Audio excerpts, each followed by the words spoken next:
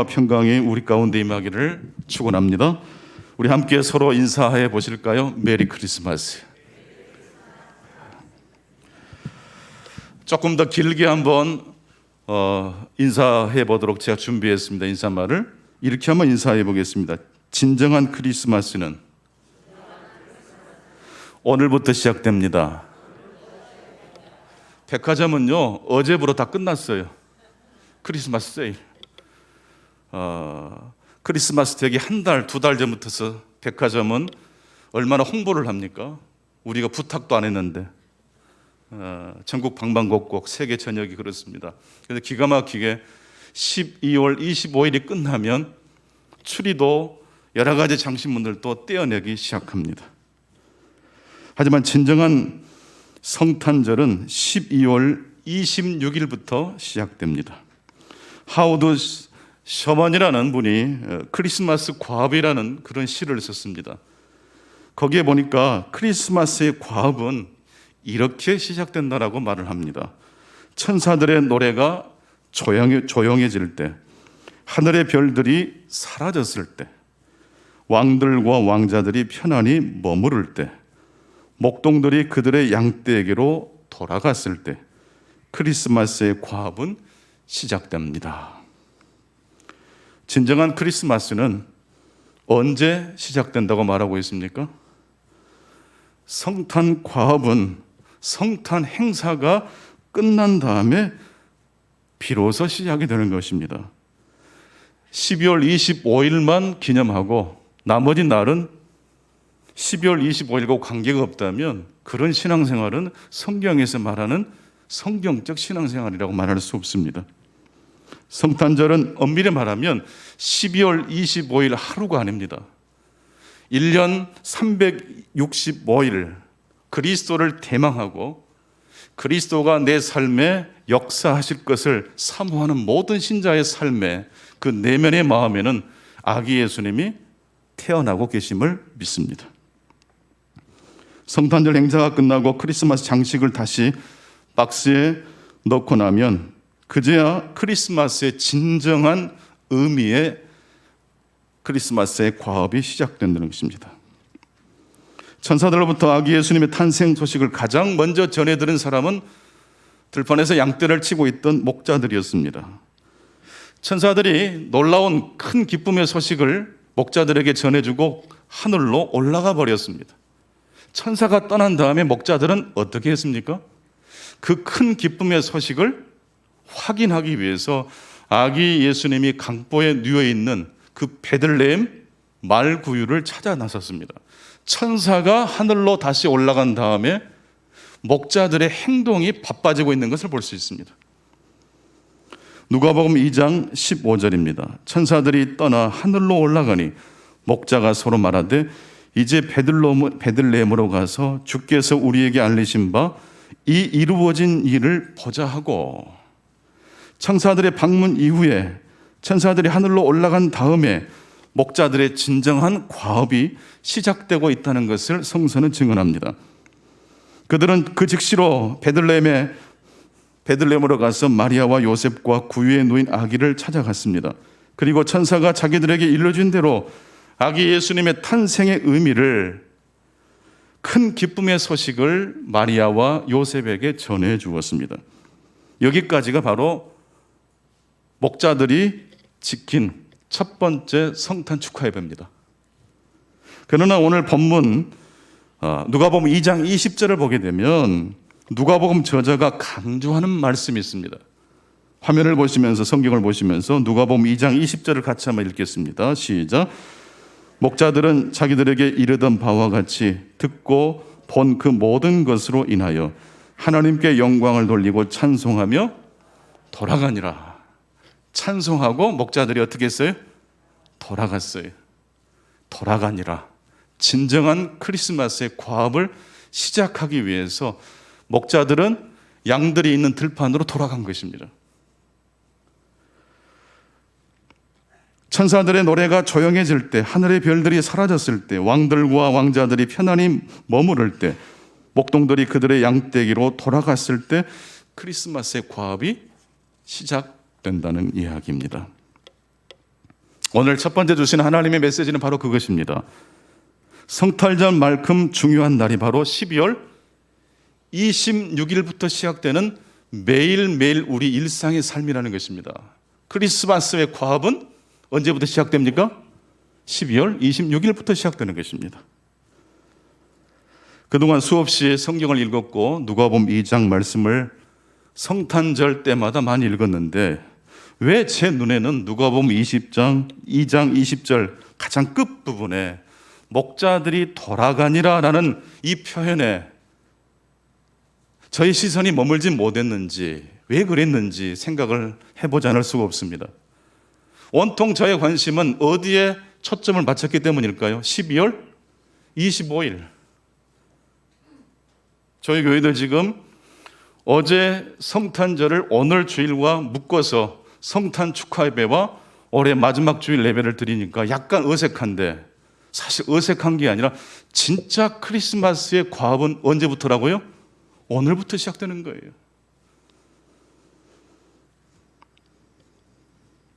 성탄절 예배가 끝난 다음에 우리 일상에서 하나님의 복되고 아름다운 소식이 이제 제대로 시작이 되어야 되는 것입니다. 오늘 구약의 스가랴 14장 20절의 말씀 보니까 그 날에는 하나님의 여호와 하나님의 그 임재가 있는 그 날에는 말 방울까지 여호와께 성결이라는 말로 기록된다. 일상의 삶에 하나님의 성전이 형성된다, 그런 뜻이에요. 그렇다면 두 번째로 우리가 순종해야 될 크리스마스 과업이란 무엇일까요?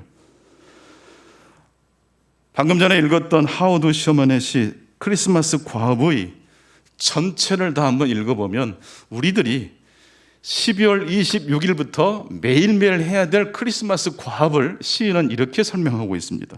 시작부터 마지막 이 구절까지 같이 한번 화면을 보면서 읽어보겠습니다. 천사들의 노래가 조용해질 때, 하늘의 별들이 사라졌을 때, 왕들과 왕자들이 편안히 머무를 때, 목동들이 그들의 양떼기로 돌아갔을 때 크리스마스의 과업은 시작됩니다.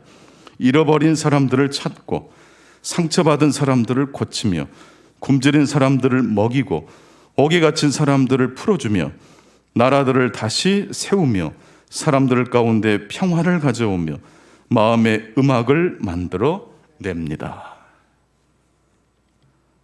언뜻 보기에 굉장히 내용이 부담되지 않습니까?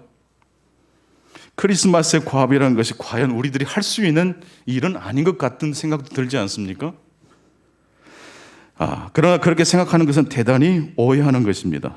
우리를 향한 하나님의 관심, 우리들이 크리스마스 이후에 해야 될 하나님의 일이란 무엇입니까? 우리들이 어떤 일을 하는 행동도 중요하지만 그보다 더 중요한 것은 우리가 하나님과의 관계를 맺는 것에 있기 때문에 그렇습니다. 하나님과의 관계가 올바르면 다른 피조물과의 관계도 회복될 수밖에 없습니다. 그래서 사람들을 찾아가서 상처받은 사람들을 고치고 굶주린 사람들을 먹이고 옥에 갇힌 사람들을 풀어주고 넘어진 사람들을 다시 세운다는 것은 본질적으로 말하면 내가 그렇게 행동을 한다는 의미도 있지만 그 전에 누구와 우리의 관계가 올바르게 형성된다는 걸 의미합니까? 하나님과의 관계가 올바르게 형성된다는 것을 의미합니다. 하나님과의 관계가 회복이 되면 나머지 관계들도 회복이 될 수밖에 없기 때문에 그렇습니다. 사진을 한번 보겠는데요. 바퀴 사진을 제가 준비했습니다. 모든 바퀴살이 중심축과 테두리에 제대로 끼워져 있습니다. 모든 바퀴살이 중심축과 테두리에 제대로 끼워져 있으면 자연히 이루어지는 일이 있어요. 그것은 바퀴살끼리도 최적의 거리를 유지한다는 것입니다. 즉 바퀴살이 중심축과 테두리에 제대로 끼워져 있으면 우리가 먼저 하나님과 올바른 관계를 맺게 되게 되면 바퀴살끼리 사람과 사람 사이, 남편과 아내 사이, 부모와 자녀 사이, 성도와 성도 사이의 간격도 어떻게 된다는 것입니까? 그렇죠. 최적의 거리를 유지하게 된다는 것입니다. 크리스마스 과업은 먼저 내가 가난한 사람들을 돕고 어려운 사람들을 세워주는 바로 그 일이지만 그 일을 하기 전에 먼저 해야 될 일이 뭐라고요? 하나님과의 바른 관계를 맺는 거예요. 때문에 세 번째로 결국 크리스마스의 과업의 핵심은 무엇일까요? 그것은 바로 큰 기쁨의 좋은 소식입니다. 큰 기쁨의 좋은 소식을 다른 말로 하면 기적이라고 말씀드릴 수 있습니다. 왜 예수님의 탄생이, 예수님이 이 땅에 오심이 기적일까요? 그것은 우리 죽을 인생에게 필요한 것이 바로 예수 그리스도, 기적이기 때문에 그렇습니다. W.H. 오든이라는 분이 기적이라는 시를 썼는데 그 내용이 이렇습니다. 죽을 인생에 필요한 건 기적. 영원히 시간 속 사건이 되고 무한히 유한한 사실이 되는 것이 어찌 가능한 일인가? 가능한 일은 우리를 구원하지 못하나니 죽을 인생에게 필요한 것은 기적이다라고 시인은 이야기합니다. 사람이 할 수 있는 어떤 능력으로 사람을 구원할 수 있을까요? 그 정도로 우리가 영혼의 평안함이 회복이 됩니까? 인간이 아무리 사람들에게 편리하게 도움을 주고 친절을 베푼다 할지라도 그것이 우리 인생을 구원해 주지는 못합니다. 100마디, 1000마디 이 세상의 많은 지식들이 우리를 유익하게 할 수는 있으나 성경 말씀 중에 한 말씀이 우리를 붙들어 주는 것, 그것을 대신할 수는 없는 줄로 믿습니다. 성탄의 기적은 무엇입니까? 하나님이신 예수 그리스도께서 인간의 몸을 입고 유한한 이 시간 속으로 들어오셨다는 것입니다. 하나님의 기적은 그래서 오늘날도 우리에게 역사하는 기적인 줄로 믿습니다. 우리가 예수 그리스도를 영접하고 예수 그리스도 이름을 부를 때에 우리 마음의 성소에도 아기 예수님이 태어나시기 때문에 그렇습니다. 어찌 보면 신앙생활은 너무너무 간단합니다. 예수님을 믿으면 되니까요. 그런데 예수 그리스도를 신뢰하기 전에 먼저 우리들이 맞닥뜨리는 것이 있습니다. 그것은 뭘까요? 내 자신의 한심한 상태를 발견합니다. 말구유에 오셨다는 의미가 바로 그것입니다. 우리 안에 말구유가 보입니다. 한심하고 말도 안 되는 그런 파산 상태가 먼저 우리의 삶에 들어오게 되는 것입니다. 그래서 우리가 결국은 주님 앞에 무릎을 꿇고 이렇게 고백합니다. 하나님이 해 주셔야 합니다. 저는 못합니다. 따라서 한번 고백하십시다. 저는 못합니다. 하나님이 해 주셔야 합니다. 이게 정말로 진실된 기적이 우리의 삶에 시작되는 믿음의 고백일 것입니다. C.S. 루이스는 이 세상에는 세 부류의 인간이 있다고 이야기했습니다. 첫 번째로 자기만을 위해 제멋대로 살아가는 사람이 있습니다. 이 사람은 모든 것이 자기 중심으로 돌아갑니다. 두 번째, 하나님의 뜻의 일부를 인정하는 사람이 있습니다. 하나님의 뜻의 전부를 인정하는 게 아니라 무엇을 인정합니까? 일부분. 마치 세금을 납부하고 나머지로 내 삶을 영위하고자 하는 셀러리맨의 마음과 비슷합니다. 세 번째, 사도 바울처럼 내게 사는 것이 그리스도니 죽는 것도 유익함이니라라고 고백하는 사람이 있습니다. 따라서 한번 해보실까요? 내게 사는 것이 그리스도니. 하나님의 뜻을 일부분만 인정하는 사람이 아닙니다. 내게 사는 것이 누굽니까? 그리스도예요. 살고 죽는 것이 그리스도 때문이에요. 자아의 권리를 아예 깨끗이 버림으로써 이 사람은 하나님과 갈등합니까? 하지 않습니까? 하지 않습니다. 하나님의 뜻이 그를 억압하지도 않습니다. 왜냐하면 하나님의 뜻이 자신의 뜻이기 때문에 그렇습니다. 그런데 이 세 부류의 사람 중에 굳이 불행한 사람을 꼽으라고 한다면 여러분 어떤 사람을 꼽으시겠습니까? 첫 번째, 자기만을 위해 제멋대로 사는 사람. 두 번째, 하나님의 뜻을 일부분만 인정하는 사람. 세 번째, 자신의 삶을 전부 하나님께 맡겨드리는 사람. 이 세 부류의 사람 중에 어떤 사람이 가장 불행할까요? C.S. 루이스는 두 번째 부류의 사람을 가장 불행한 사람이라고 이야기합니다. 첫 번째 부류의 사람이 그럴 것 같은데, 첫 번째 부류의 사람은 자기도 알아요. 자기가 이기적이라는 걸. 언젠가는 회개해야 되겠다는 생각을 하고 살아요. 근데 두 번째 부류는 자신이 무엇이 잘못됐는지를 모르기 때문에 결국 비참한 삶을 살게 된다는 것입니다. 여러분, 하나님께 여러분들이 헌신하고 바치면 나머지 것은 내 마음대로 할 수 있다는 신앙이 어찌 보면 편리한 것처럼 보이지만, 바치지 못할 경우에는 무슨 마음이 들어올까요? 죄책감. 그리고 하나님께 바치고 나면 무슨 생각이 또 쏙 들어와요? 아까운 생각이 들어와요. 못 드리면 죄책감, 드리고 나면 아까운 생각. 이게 분열증과 같아요. 그러나 주신 자도 여호와시오, 취하실 이도 여호와시오니 여호와 이름이 찬송을 받으실지로다. 욥과 같이, 그리고 바울처럼 내게 사는 것은 그리스도니 죽는 것도 유익합니다.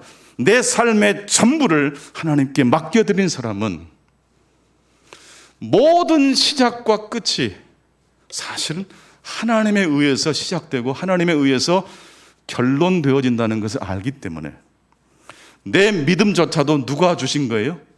하나님이. 내가 하나님께 드리는 것 역시 누구에게 받은 것을 드리는 거예요?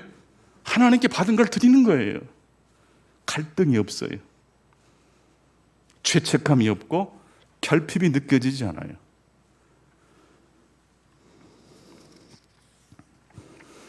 신앙생활이란 하나님께 온전히 내 삶을 바치는 것입니다. 그런데 그렇게 온전히 바치는 것이 그렇게 어렵지 않은 것은 우리가 하나님을 진정으로 믿고 신뢰할 수 있도록 우리를 도와주는 것이 있기 때문이라고 합니다. 여러분, 우리가 정말로 만족을 얻고 어떤 것을 성취했을 때 기쁜 그런 행복감이 있는 건 사실이지만, 그 행복이 영원토록 우리를 지켜주던가요? 결국 우리는 늙고 병들고 죽을 겁니다. 그러다 보면 내가 지금 가지고 있고 소유하고 있는 것들이 내 곁을 계속 지켜줍니까? 떠나갑니까? 여러분의 청명했던 기억력이 계속 여러분에게 있습니까? 그 기억력도 내게서 멀어져 갑니까? 그렇죠. 결국 따지고 보면 우리가 그토록 움켜쥐었던 것들이 계속 내 곁에 있지 못합니다.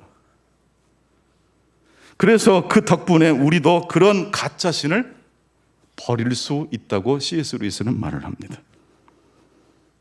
고난과 고통과 늙고 병드는 것이 우리의 옛 자아가 그토록 바랬던 것들을 하나둘씩 우리의 삶에서 빼앗아가 버립니다.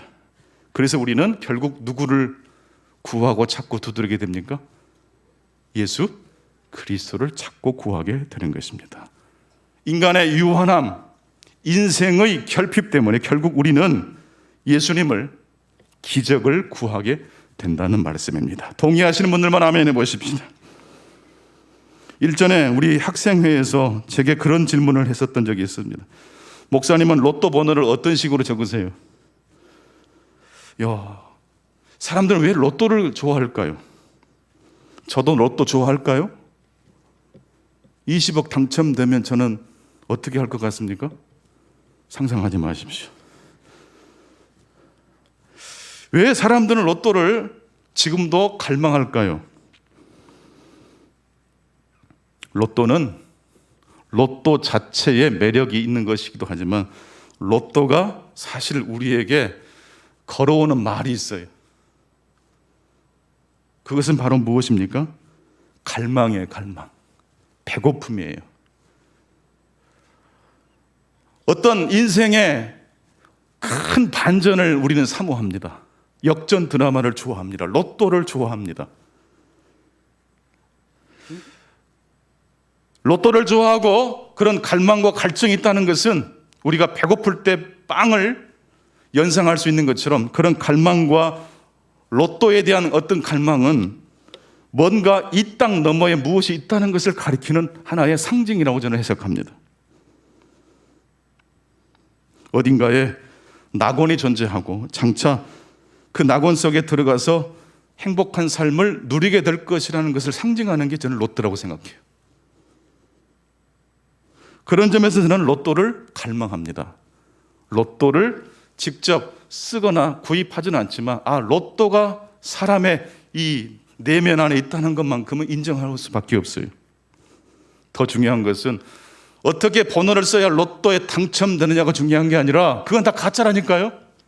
20억, 30억이 당첨돼도 늙고 병들면 그 돈과 재물은 나를 지켜주지 못해요.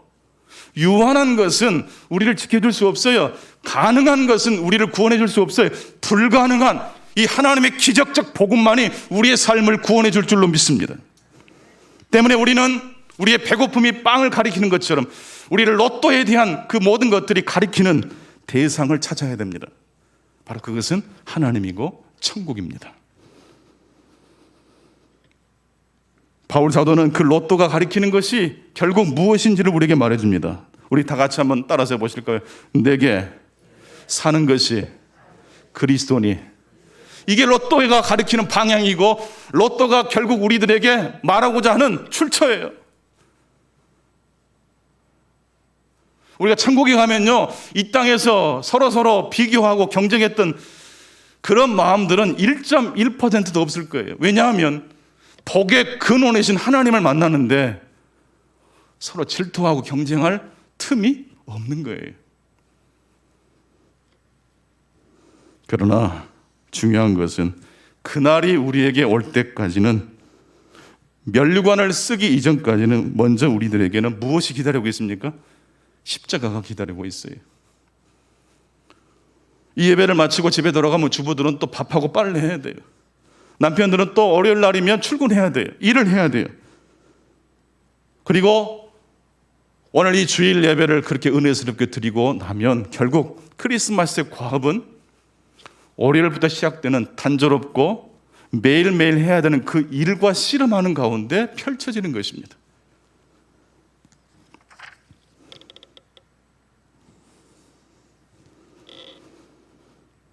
말센스라는 책이 아주 좋은 책이 한 권 있어서 소개를 해드리고 싶습니다.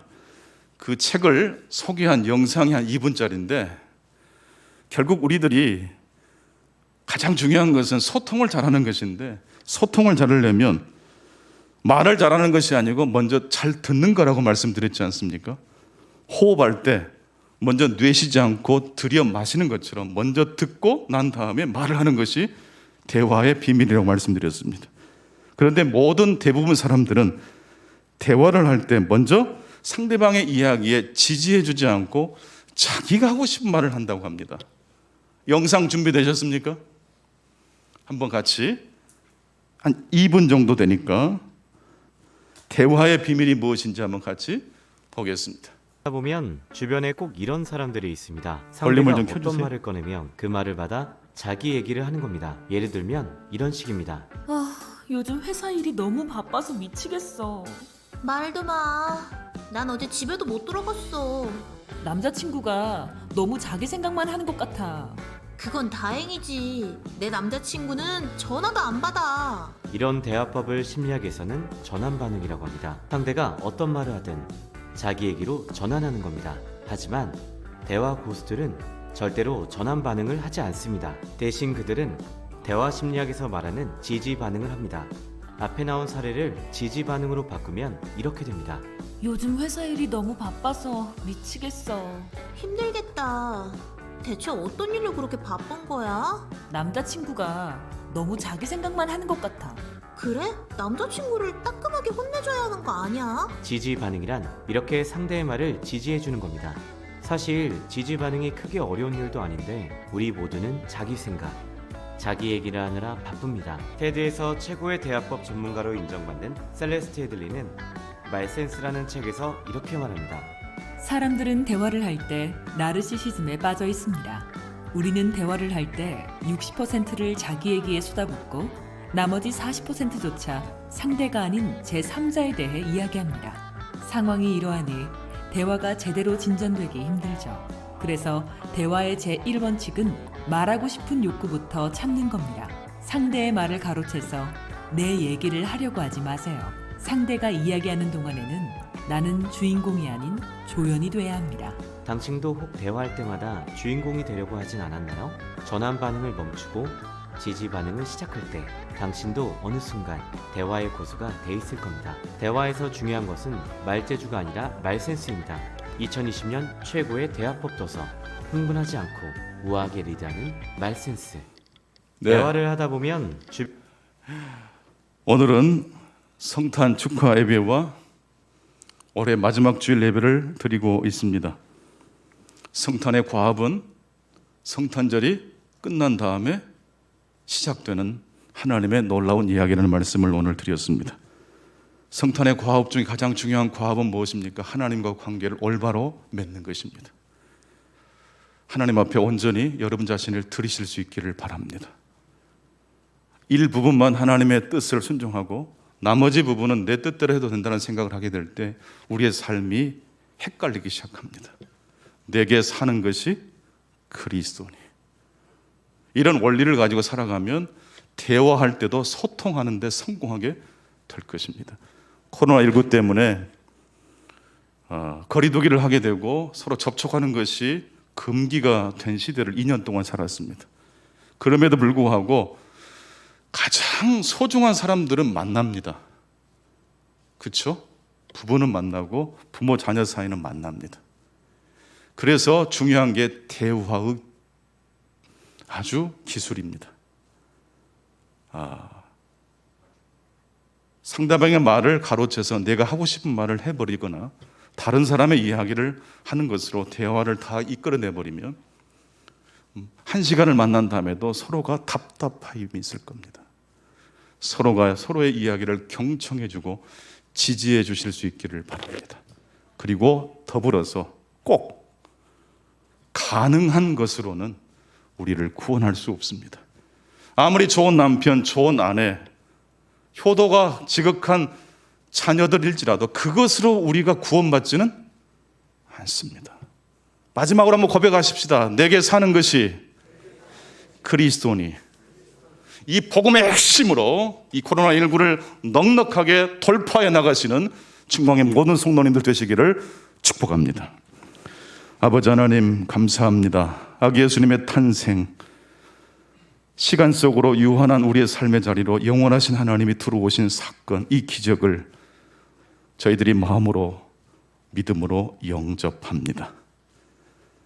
고단한 인생길이지만 그러나 결국 이 땅의 사람들이 즐거워하는 이 로또가 가리키는 그 방향, 그 목적지는 하나님 나라 천국임을 알고 없어지고 사라질 것에 우리 인생을 맡기지 않게 하시고 영원하신 하나님께 우리의 삶을 전부 드리는, 그렇게 하나님과 관계를 회복하고 우리와 관계된 자연과 이웃들과 가족들과의 관계도 회복되게 하여 주옵소서.